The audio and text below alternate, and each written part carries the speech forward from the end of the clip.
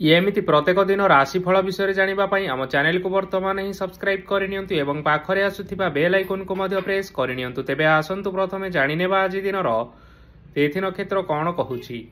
आज हूँ 22 अक्टोबर 2025 बुधवार कार्तिक मास शुक्लपक्ष प्रतिपद रात्रि 8:16 पर कार्तिक मास शुक्लपक्ष द्वितीया एवं तुला 6 दिन। आज सूर्योदय समय सकाल 5:44 और आज सूर्यास्त समय संध्या 5:18। आज दिन शुभ समय होउछि सकाल 5:44 आरंभ होई दिन 1:46 पर्यंत रहुछि। एही समय सीमा मध्य आपण माने किछि भी शुभ कार्य आरंभ करि पारिबे। बुधवार आज होउछि मकर राशि घात बार एवं मिथुन और मीन राशि घात चंद्र। बुधवार आज होउछि पानी कखारु भक्षण निषेध एवं रात्रि 8:16 पर कखारु और भेजी बैगण भक्षण निषेध। तापर आपण माने जानिछंती जे राशि चक्र रे 12 गोटी राशि रहिछंती। ओही 12टी राशि मानक मध्यरु केउ राशि रे कौन सब दर्शाउछि एवं आज आपणक भाग्य किपरि रहिबो आमे जानि नेबा आजिर एही वीडियो माध्यम रे मेष राशि ठारू आरंभ करी मीन राशि व्यक्ति विशेष मानकर भाग्य कौन सबु दर्शाउछि।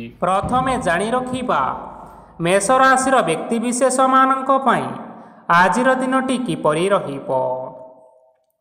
आज जदि आपण मानकर कोनोसी सेमिनार रही अछि तेबे बहुत भलरे चेष्टा कले आपण सेथिरे शुभ फल पाई परिबे। किंतु कठिन परिश्रम करिबा फलरे चाहिँ आपण सही सफलता को हासिल करि परिबे। धन संबंधी कोनोसी समस्या आसी पारे, तेणु आज आपण माने टंका खर्च करिबा समय रे टिके जगी रखी करी खर्च करिबा पई चेष्टा करंतु। आज आपण मानकर मन धार्मिक स्वभावर रहिबो, तेणु आपण माने आज धार्मिक स्थल रे दान धर्म करी पुण्य अर्जन करिबा पई चेष्टा करंतु। धार्मिक स्थल रे दान धर्म करिबा हेतु समाज रे मान सम्मान बढ़िबो एवं आपण मानकर आर्थिक समस्या मध्य दूर हेबो। गुरुजन लोकमानकर आशीर्वाद नियंतु। लोके आपणक उपरे बहुत खुशी रहिबे एवं आपण को बहुत मान सम्मान मध्य मिलिबो।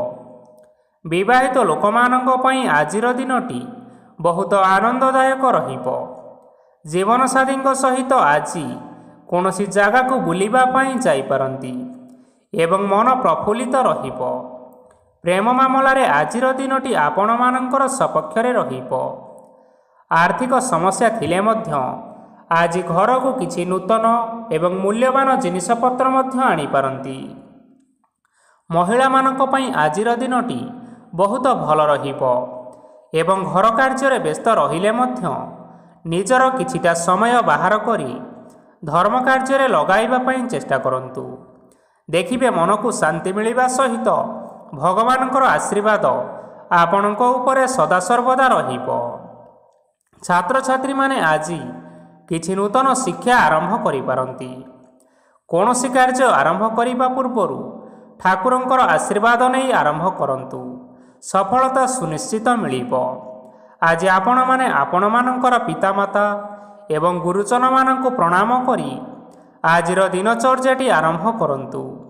देखिबे आजिर दिनटी आपण मानक पई निश्चय भलरे कटिबो।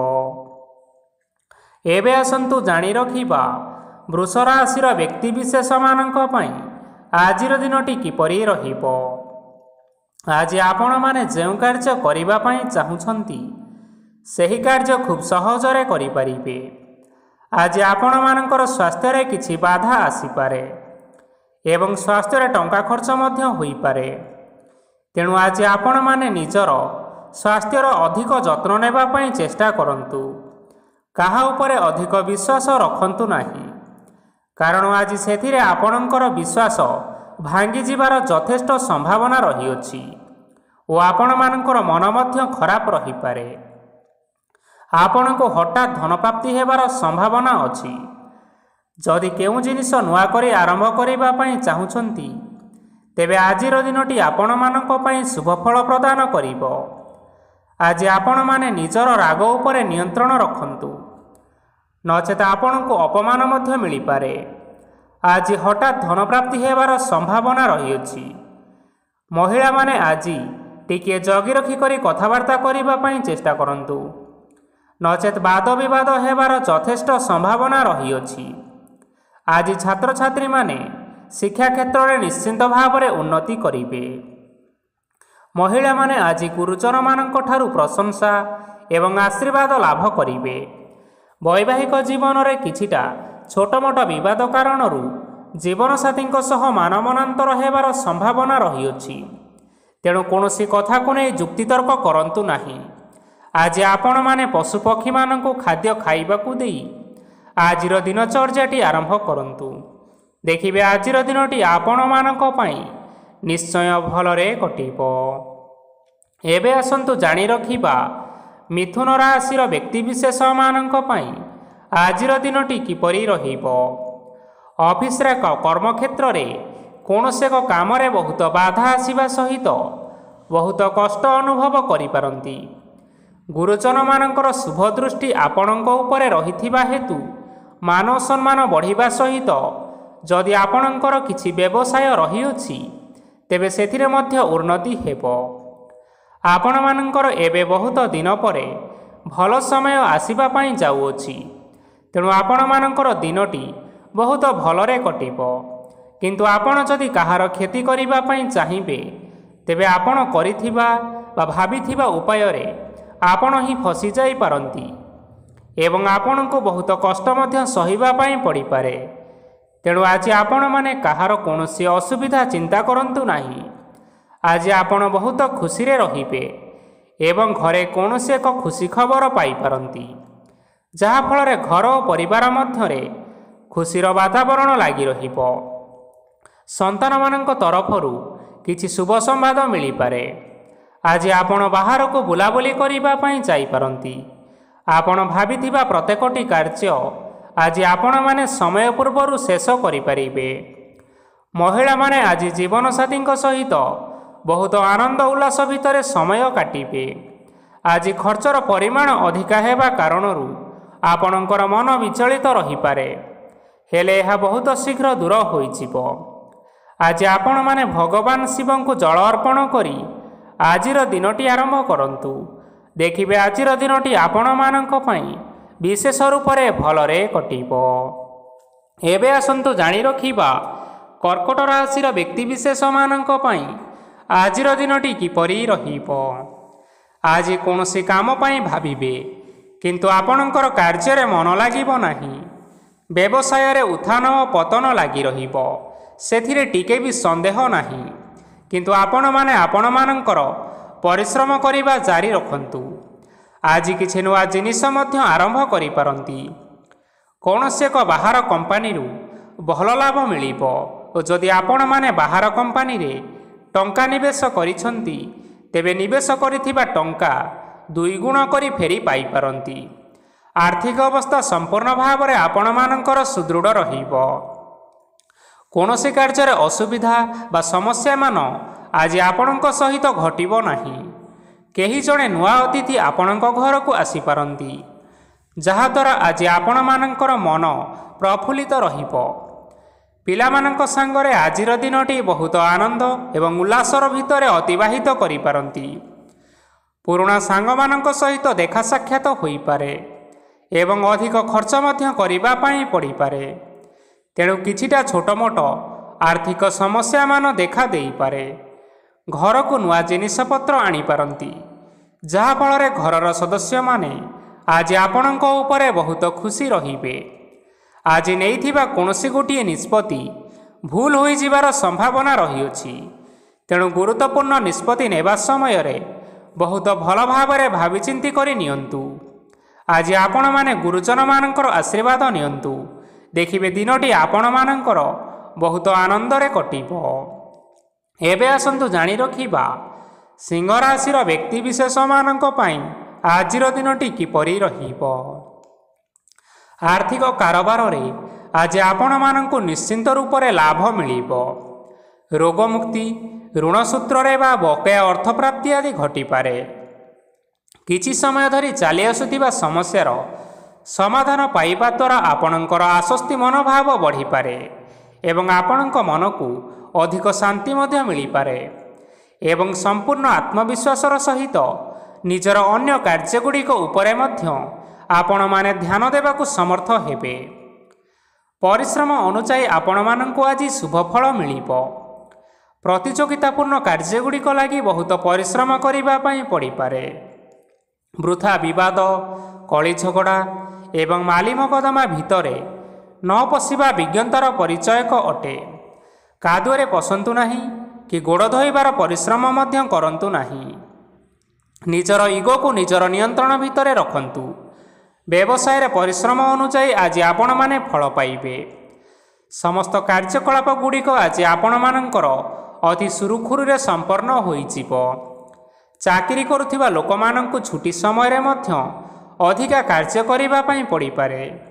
ଜୀବନସାଥୀଙ୍କର ସ୍ୱାସ୍ଥ୍ୟ ବିଷୟରେ ଟିକିଏ ଚିନ୍ତା କରିବାକୁ ମଧ୍ୟ ପଡ଼ିପାରେ। ଆଜି ଚାପ ଯୋଗୁଁ ମାଂସପେଶୀୟ ଯନ୍ତ୍ରଣା ହୋଇପାରେ।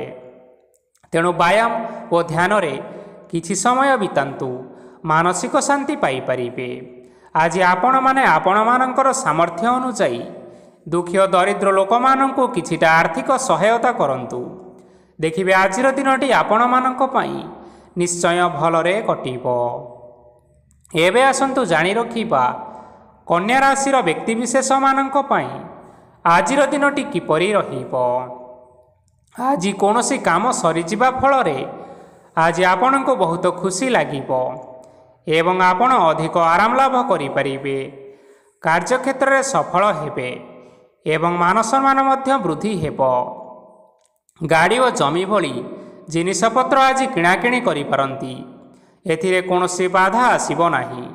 ନିଜର ଥିବା କୌଣସି ଏକ ବଡ଼ କଷ୍ଟକୁ ଜଣେ ମହତ୍ତ୍ୱପୂର୍ଣ୍ଣ ବ୍ୟକ୍ତିଙ୍କ ସହିତ ଆଲୋଚନା କରନ୍ତୁ, ଯାହାକି ସେହି ବ୍ୟକ୍ତି ଆପଣମାନଙ୍କର କିଛିଟା ସହାୟତା କରିପାରିବେ।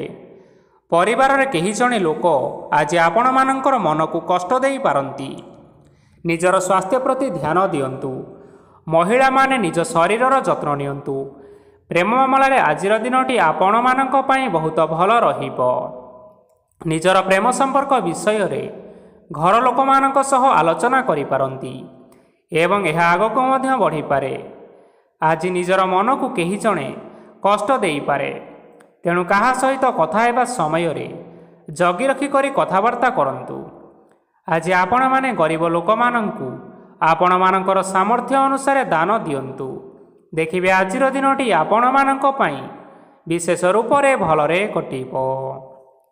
ଏବେ ଆସନ୍ତୁ ଜାଣି ରଖିବା ତୁଳା ରାଶିର ବ୍ୟକ୍ତିବିଶେଷମାନଙ୍କ ପାଇଁ ଆଜିର ଦିନଟି କିପରି ରହିବ। ଆଜି ଆପଣମାନଙ୍କର ଦିନଟି ଆପଣଙ୍କୁ ମିଶ୍ରିତ ଫଳାଫଳ ପ୍ରଦାନ କରିବ। ମାତା ଓ ପିତା ଦୁହେଁ ପିଲାମାନଙ୍କର ଧ୍ୟାନ ରଖିବା ଉଚିତ, ନଚେତ୍ ପିଲାମାନେ ଆଜି ବିଗିଡ଼ି ଯାଇପାରନ୍ତି। ବ୍ୟବସାୟରେ ନିଜର ଥିବା ସାଙ୍ଗମାନଙ୍କ ପାଖରୁ ସହାୟତା ମିଳିପାରେ। ପରିବାରରେ ସମସ୍ତଙ୍କର ମନ ଆପଣ କୌଣସି ଏକ କାମ କରି ଜିତି ନେବେ ଓ ସମସ୍ତେ ଆଜି ଆପଣମାନଙ୍କ ଉପରେ ଖୁସିରେ ରହିବେ। ଯଦି ସରକାରୀ ଚାକିରି କେଉଁଠାରେ କରିବା ପାଇଁ ଚାହୁଁଥାନ୍ତି, ତେବେ ସେଥିରେ ଆଜି ସେଠାରୁ କିଛି ଖୁସି ଖବର ଆସିପାରେ। କର୍ମକ୍ଷେତ୍ରରେ ଆଜିର ଦିନଟି ଆପଣମାନଙ୍କର ବହୁତ ଭଲରେ କଟିବ। ଆଜି କୌଣସି କ୍ଷେତ୍ରରୁ ଅଚାନକ ଭାବରେ ଧନ ମିଳିବାର ସମ୍ଭାବନା ରହିଅଛି। ସରକାରୀ ଚାକିରି କରିଥିବା ଲୋକମାନେ ବହୁତ ଭଲରେ ଦିନ କାଟିବେ। ବ୍ୟବସାୟରେ ବହୁତ ଲାଭ ହେବ। ପରିବାରରେ କଳି ଝଗଡ଼ା ହେବାର ସମ୍ଭାବନା ରହିଅଛି। ତେଣୁ ଆଜି ଆପଣମାନେ କଥାବାର୍ତ୍ତା କରିବା ସମୟରେ ଟିକିଏ ଜଗି ରଖି କଥାବାର୍ତ୍ତା କରିବା ପାଇଁ ଚେଷ୍ଟା କରନ୍ତୁ। ବିବାହିତ ଲୋକମାନେ ଆଜି ଜୀବନସାଥୀଙ୍କ ସହିତ କୌଣସି ନୂତନ ଜାଗାକୁ ବୁଲିବା ପାଇଁ ଯାଇପାରନ୍ତି ଏବଂ କିଛି ସମୟ ଆନନ୍ଦ ଉଲ୍ଲାସରେ ମଧ୍ୟ ବିତାଇ ପାରନ୍ତି।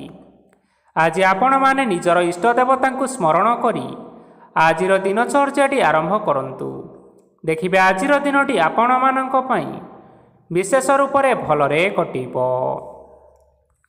ଏବେ ଆସନ୍ତୁ ଜାଣି ରଖିବା ବିଛା ରାଶିର ବ୍ୟକ୍ତିବିଶେଷମାନଙ୍କ ପାଇଁ ଆଜିର ଦିନଟି କିପରି ରହିବ। ଉତ୍ତମ ପାନ ଭୋଜନରେ ଆଜି ଆପଣମାନେ ଅପ୍ୟାୟିତ ହେବେ। ବସ୍ତ୍ର ଆଭୂଷଣ ପ୍ରାପ୍ତି ଓ ବନ୍ଧୁ ମିଳନର ଯୋଗ ରହିଅଛି। କିନ୍ତୁ କଳହ, ମାଲି ମକଦ୍ଦମା, ଦୂରଯାତ୍ରା, ଯାନବାହନ ଓ ପଶୁ କ୍ରୟ ଆଦି ପାଇଁ ସମୟ ଆପଣଙ୍କମାନଙ୍କ ପାଇଁ ଅନୁକୂଳ ନୁହେଁ। ତେଣୁ ଆପଣମାନେ ଆଜି ଏହିସବୁ କାର୍ଯ୍ୟଠାରୁ ନିଜକୁ ଦୂରରେ ରଖନ୍ତୁ। ଆପଣମାନଙ୍କର ପ୍ରତ୍ୟେକ କାର୍ଯ୍ୟକୁ ଯଦି ଯୋଜନାବଦ୍ଧ ଉପାୟରେ କରାଯାଏ, ତେବେ ଆପଣଙ୍କୁ ସଫଳତା ନିଶ୍ଚୟ ମିଳିବ। କୌଣସି ଜିନିଷ ଉପରେ ଆଜି କେବେ ହେଲେ ଟେନସନ୍ ନିଅନ୍ତୁ ନାହିଁ।